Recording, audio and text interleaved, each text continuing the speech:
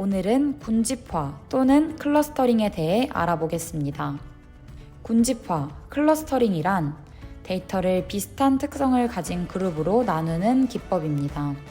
군집합의 결과, 비슷한 특성으로 묶인 데이터 그룹을 군집 혹은 클러스터라고 합니다. 클러스터링이 앞서 배운 분류와 다른 점은 바로 비지도학습이라는 점입니다. 비지도학습이란 데이터에 명시된 레이블이 없는 상태에서 컴퓨터가 데이터의 특징을 스스로 학습하는 기법을 의미합니다.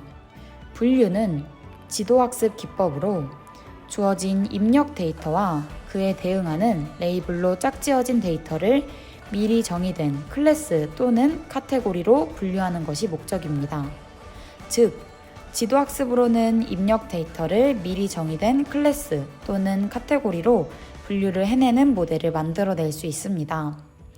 반면 클러스터링은 미리 정의된 레이블이 없으며 데이터 속에 숨겨진 패턴이나 구조를 발견하는 데 주로 사용됩니다. 따라서 최종 모델의 결과에서도 클러스터링은 데이터들을 유사성에 따라 묶어서 서로 다른 그룹으로 구분합니다. 같은 클러스터의 데이터는 유사한 특성을 가지고 서로 다른 클러스터의 데이터는 유사하지 않도록 묶는 것이 매우 중요합니다. 이때 중요한 것은 같은 클러스터로 나뉜 데이터는 어떤 유사성에 의해서 묶인 것이고 미리 정의된 레이블 또는 카테고리가 없기 때문에 분류가 아닌 클러스터링이라고 한다는 점입니다. 그렇다면 여기서 데이터가 비슷한 특성을 가진다, 즉 유사하다는 것은 어떻게 판단할 수 있을까요? 데이터가 비슷한 특성을 가진다는 것은 클러스터링에서 매우 중요한 개념입니다. 이를 판단하기 위해서는 주로 데이터 간의 유사성을 측정하거나 거리를 계산합니다. 클러스터링에서는 각 데이터 포인트 간의 거리를 측정하여 유사성을 평가합니다. 유사성 평가 결과를 수치로 나타내 점으로 표시하고 표시된 점 사이의 거리를 측정하는 것인데요. 비슷한 특성을 가질수록 데이터의 점은 서로 가깝게 배치되며 이렇게 묶인 데이터들은 하나의 클러스터로 정의합니다. 데이터의 특성은 특징을 기준으로 측정됩니다. 예를 들어 2차원 데이터라면 각 데이터 포인트를 x, y 좌표로 나타내고 이 좌표들 사이의 거리를 계산하여 데이터의 유사성을 평가합니다. 이렇게 데이터의 특성을 측정하고 비슷한 특성을 가진 데이터들끼리 그룹화함으로써 클러스터링이 이루어집니다. 일반적으로 사용되는 거리 측정 기법으로는 맨해튼 거리 측정 기법과 유클리드 거리 측정 기법이 있습니다. 첫 번째, 가장 기본적인 맨해튼 거리 측정 기법입니다. 맨해튼 거리 측정 기법은 데이터 점 사이의 가로 길이와 세로 길이의 합을 측정하는 방법입니다. 좌표 평면에 표시된 두 점의 차의 절대값을 더하면 맨해튼 거리의 블록들을 지나가는 형태와 유사한 경로가 산출됩니다. 두 번째로 유클리드 거리 측정 기법은 누구나 알고 있고 지금도 기억하는 피타고라스 정리를 이용해 맨해튼 거리와 다르게 직선 최단 거리를 구합니다. 좌표 값이 A는 x1, y1, B는 x2, y2라면 각 변의 길이는 x2-x1, y2-y1이고 A와 B의 거리를 구할 수 있습니다. A와 B의 최단 거리 D는 피타고라스 정리에 의하면 빗변의 모습과 유사하기 때문에 직각 변들의 차이를 제곱하고 더한 후에 루트를 씌우면 됩니다. 앞서 배운 것과 같이 클러스터링은 데이터의 특성을 어떻게 정의하고 유사하다를 어떻게 측정하는지에 따라 결과가 달라질 수 있습니다. 따라서 클러스터링을 수행할 때는 적절한 거리 측정 방법과 데이터의 특성을 고려하여 결과를 해석하는 것이 중요합니다. 유사도 측정 후 클러스터링 알고리즘을 적용하면 비슷한 특징을 가진 데이터끼리 클러스터링을 할 수 있습니다. 이때 K평균 클러스터링, DB스캔 등 다양한 알고리즘이 있습니다. 그렇다면 각 알고리즘이 어떻게 작동되는지 알아야겠죠? 지금부터 다양한 클러스터링 기법을 소개하겠습니다. 가장 대표적인 클러스터링 방법으로는 K평균 알고리즘이 있습니다. K평균 알고리즘은 주어진 데이터를 K개의 클러스터로 묶는 알고리즘으로 K는 클러스터의 개수를 의미하며 민즈는 한 클러스터 안에서 데이터 중심 센트로이드과의 거리가 최소가 되도록 클러스터링하는 것을 의미합니다.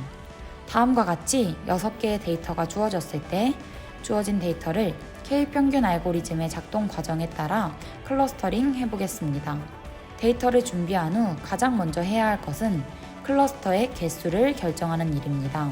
몇 개의 클러스터로 클러스터링 할 것인지는 사람이 정해야 합니다. 이는 K평균 알고리즘의 한계점 중 하나로 클러스터의 개수 설정을 어떻게 하냐에 따라 결과가 크게 달라집니다.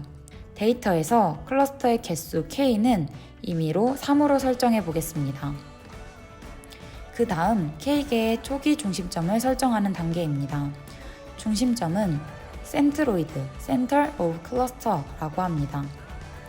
초기 중심점을 설정하는 것도 매우 중요하지만 가장 기본적으로 랜덤하게 K개의 센트로이드를 초기화합니다.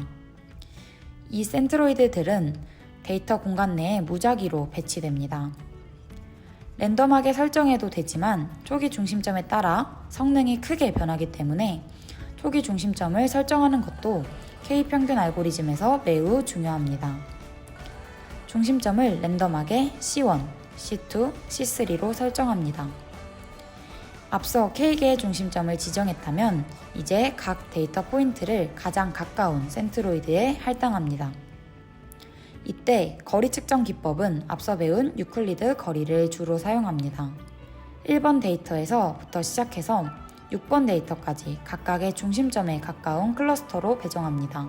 1번 데이터부터 가장 가까이 위치하는 중심점의 클러스터로 배정합니다. 1번 데이터의 경우 C1 중심점과 가장 가까움으로 노란색으로 바뀝니다. 1번 외에 나머지 데이터들도 같은 방식으로 배정합니다. 2번 데이터, 3번 데이터, 4번 데이터, 5번 데이터, 6번 데이터. 이제 모든 데이터들이 각각의 클러스터로 배정되었습니다. 클러스터 배정이 끝나면 클러스터의 중심점을 그 클러스터가 속하는 데이터들의 가장 중간 평균을 계산하여 새로운 중심점 센트로이드로 업데이트합니다. 중심점 C1은 데이터 1과 2의 평균 지점으로, 중심점 C2는 데이터 3과 4의 평균 지점으로, 중심점 C3는 데이터 5와 6의 평균 지점으로 갱신됩니다. 결국 다음과 같이 중심점들이 옮겨집니다. 할당과 갱신 단계를 반복하여 중심점들의 위치가 더 이상 변하지 않을 때까지 반복합니다. 최종적으로 중심점들의 위치가 더 이상 변하지 않으면 알고리즘을 종료합니다. 예시에는 더 이상 이동이 없기 때문에 종료됩니다. 즉, 최종 클러스터링 결과는 다음과 같습니다. 이렇게 K평균 알고리즘을 통해 레이블이 없는 데이터도 비지도 학습으로 묶일 수 있습니다. K평균 알고리즘은 구현이 간단하고 속도가 빠르기 때문에 대용량 데이터셋에 대해서도 적용이 가능하며 클러스터의 개수 K를 사용자가 직접 지정할 수 있어 유연하게 활용될 수 있습니다. 다만 초기 중심점의 위치에 따라 결과가 달라지고 초기 값에 민감하고 또 이상치에도 매우 민감합니다. 예를 들어 이상치가 클러스터의 중심에 가까이 위치하면 클러스터링 결과에 영향을 미칠 수 있습니다. 또한 K평균 알고리즘은 클러스터링 범위가 원형입니다. K평균 알고리즘은 클러스터의 중심점을 기준으로 데이터를 클러스터링하므로 클러스터의 중심은 원형으로 가정됩니다. 이는 각 클러스터의 중심점은 데이터 포인트들의 평균으로 계산되기 때문에 데이터 세트의 분포가 원형에 가까울수록 효율이 높습니다. 하지만 실제 데이터의 분포가 원형인 경우는 적습니다. 데이터의 분포가 만약 타원의 형태로 길쭉하게 늘어져 있다면 K평균 알고리즘은 해당 데이터에 대해 제대로 클러스터링하기 어렵습니다. 이런 경우 데이터의 분포 방향에 따라 클러스터링을 진행하는 밀도 기반 클러스터링 기법 DB스캔을 사용하면 됩니다. DB스캔은 점이 세밀하게 몰려 있어서 밀도가 높은 부분을 클러스터링하는 방식입니다. 쉽게 설명하면 어느 점을 기준으로 반경 X 내에 점이 N개 이상 있다면 하나의 클러스터로 인식하는 방식입니다. 조금 더 구체적으로 개념과 용어를 살펴보겠습니다. 먼저 점 P가 있을 때 점 P에서 반지름 E, 엡실론 내에 점이 M, 민 포인트에 있으면 하나의 클러스터로 인식한다고 해봅시다. 이 조건, 즉 반지름 E 내에 점 M개를 갖고 있는 점 P를 코어 포인트라고 합니다. 그림에서 민 포인트가 4라고 하면 파란 점 P를 중심으로 반경 엡실론 내에 점이 4개 이상 있으면 하나의 군집으로 판단하는데요. 파란색 점을 포함해 점이 5개가 있으므로 하나의 클러스터로 판단되고 P는 코어 포인트가 됩니다. 그림에서 회색 점 P2의 경우는 점 P를 중심으로 엡실론 내에 점이 3개이므로 민 포인트는 4에 미치지 못하고 클러스터의 중심이 되는 코어 포인트는 되지 못하지만 앞에 파란 점 P를 코어 포인트로 하는 클러스터에는 속하기 때문에 경계점, 볼더 포인트라고 합니다. 이 그림에서 P3는 엡실론 반경 내에 점 4개를 갖고 있기 때문에 코어 포인트가 됩니다. 그런데 P3를 중심으로 하는 반경 내에 다른 코어 포인트 P가 포함되어 있는 경우 코어 포인트 P와 P3는 연결되어 있다고 보고 하나의 클러스터로 묶이게 됩니다. 마지막으로 P4는 어떤 점을 중심으로 하더라도 민 포인트는 4를 만족하는 범위에 포함되지 않습니다. 이렇게 어느 클러스터에도 속하지 않는 점을 노이즈 포인트라고 하며 이는 이상치로 칭할 수 있습니다. 이상치에 대해서는 다음 시간에 더 자세히 살펴보도록 하겠습니다. 앞서 배운 내용을 모두 정리해보면 다음과 같은 그림이 나옵니다. 정리하자면 점을 중심으로 엡실론 반경 내에 민 포인트 이상의 점이 있다면 그 점을 중심으로 클러스터가 되고 그 점을 코어 포인트라고 합니다. 코어 포인트가 서로 다른 코어 포인트의 일부가 되면 그 클러스터들이 서로 연결되어 있다고 보고 하나의 클러스터로 연결합니다.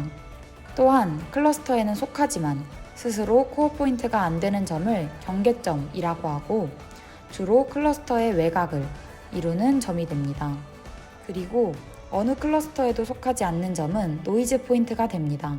DB스캔의 장점은 K-민즈처럼 클러스터의 수를 사전에 지정해주지 않아도 되며 클러스터의 밀도에 따라서 클러스터를 연결하기 때문에 기하학적인 모양을 갖는 클러스터도 잘 찾을 수 있습니다. DB스캔의 단점은 다른 밀도 분포를 가진 데이터의 클러스터링 성능이 좋지 않은 것입니다. 오늘은 비슷한 특징을 가진 데이터들끼리 묶어내는 클러스터링에 대해 배웠습니다. 또한 유사도를 측정하기 위한 거리 측정 기법 2가지, 그리고 대표적인 클러스터링 알고리즘인 K-평균 알고리즘과 DB스캔에 대해 알아보았습니다. 클러스터링은 카테고리를 미리 지정하기 어려운 다양한 분야의 데이터 마이닝, 패턴 인식 등 다양한 분야에서 유용하게 활용될 수 있습니다.